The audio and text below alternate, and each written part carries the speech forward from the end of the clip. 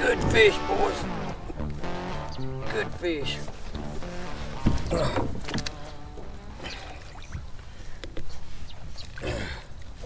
Oh, my net's gone.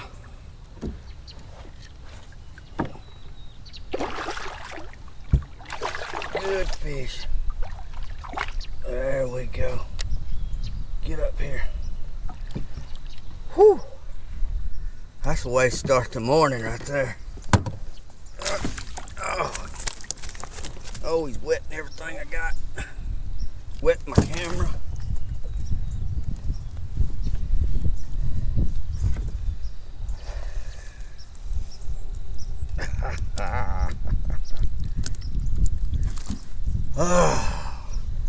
Let me see if I can dry my camera off.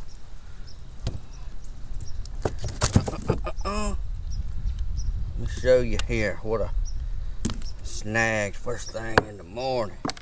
Look at that pretty thing.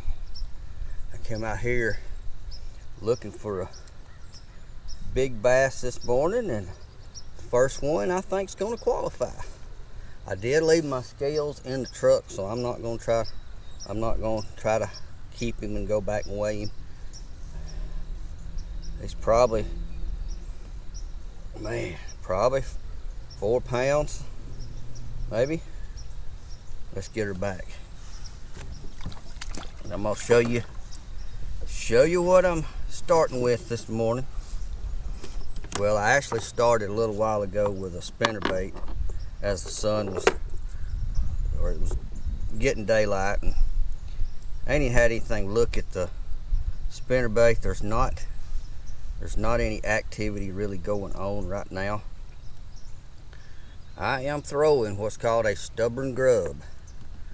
It's a big bait, and that fish tore this bait on the end, tore it out of the worm. I may not can hook it back in. I may have to dig me out another one, but this is a stubborn grub in a green pumpkin with a 6 or 7/0 wide gap hook to make sure you can come through this plastic.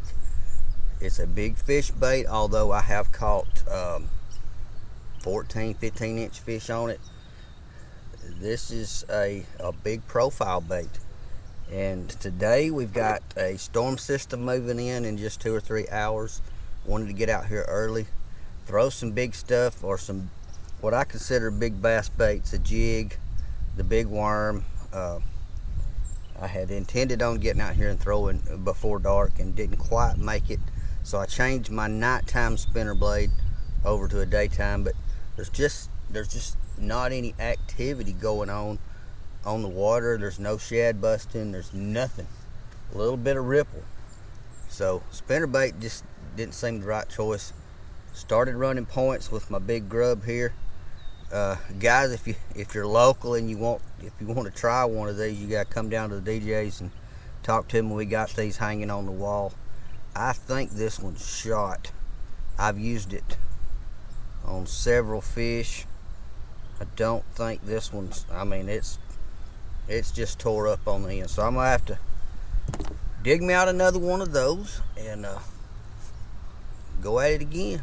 2 or 3 hours is all I got today. First fish on the board's a fine one. I'm proud of it. You guys hang around. I'm gonna find me another one. Let's see if we can get one in the boat.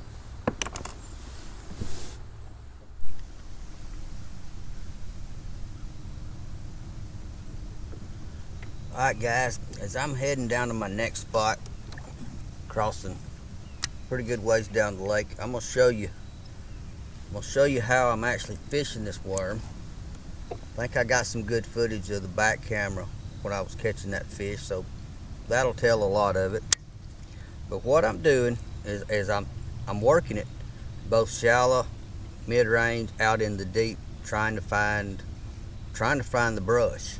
And when I'm not on the brush, I'm simply putting it out there and I'm pulling it up fast enough to make it swim. This thing's got, it's got a tail, it's got a long tail, it's a big wide body, and it really puts the action off while it's swimming.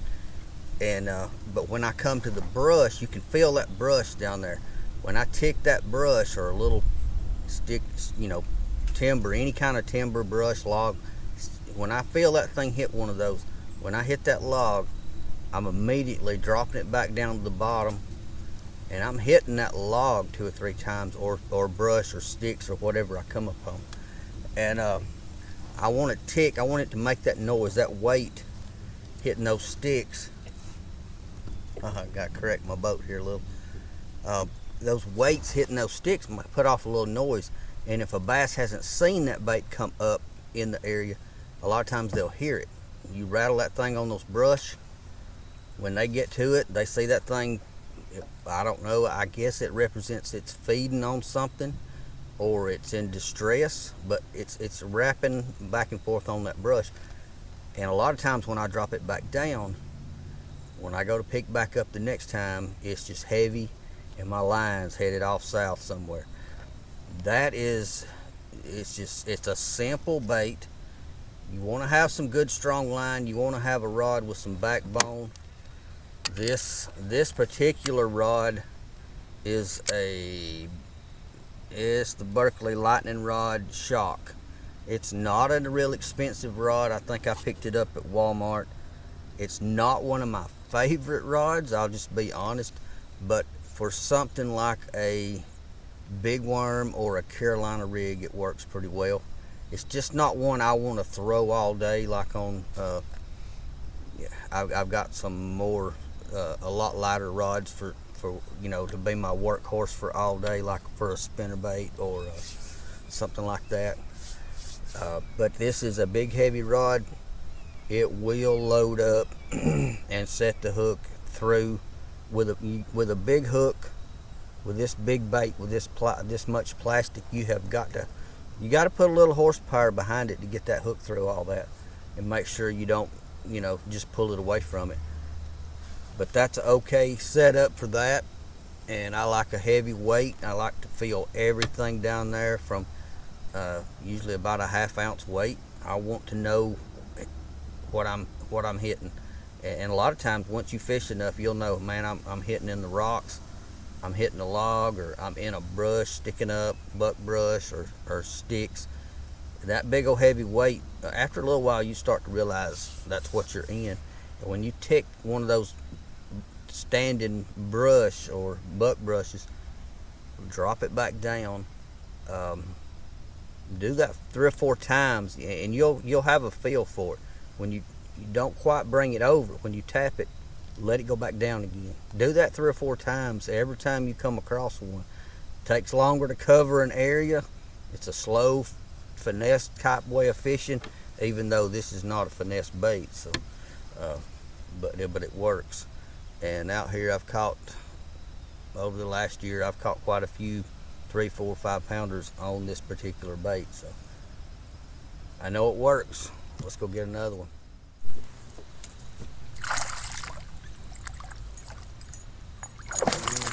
Oh my God.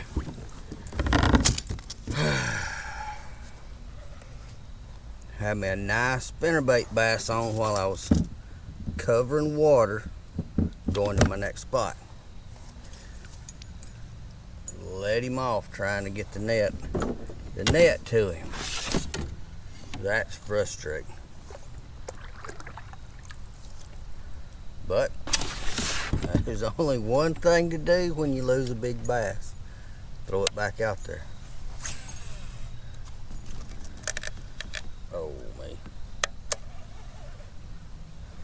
And throw it in a limb is usually a good thing to do. Man, that was nice. Pretty nice fish too. I'm not sure he was as big as the last one, but he was pretty close.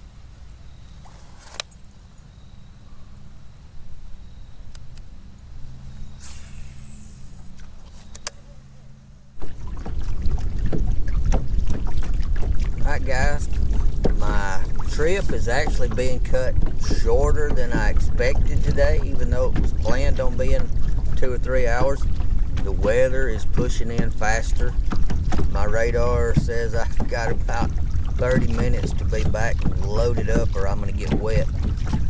I managed the one good fish today in this little, and if I could stay longer, I feel like I could catch some decent fish today, but not going to sit out here in the rain and get everything wet.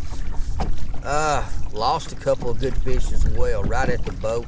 I'm not sure how many, if I got both those on camera, my back camera might have got it, I'm not sure. If so, I'll put those up too, let you see them jump off. I'm going to make a couple more casts at a couple of points on the way back. If I don't get anything, I'm going to let this be sayonara for today. You guys, I appreciate you so much watching all my videos and commenting and messaging, and for those of you that come by the shop to see us over at DJ's in Hanceville. Love to see you guys come visit, buy some tackle. We may have something you need. Anyway, I'm going to head out of here. Weather's coming, and I'd just as soon head on to the house and be dry and watch football the rest of the day. You guys stay safe out on the water, and I'll see you next time.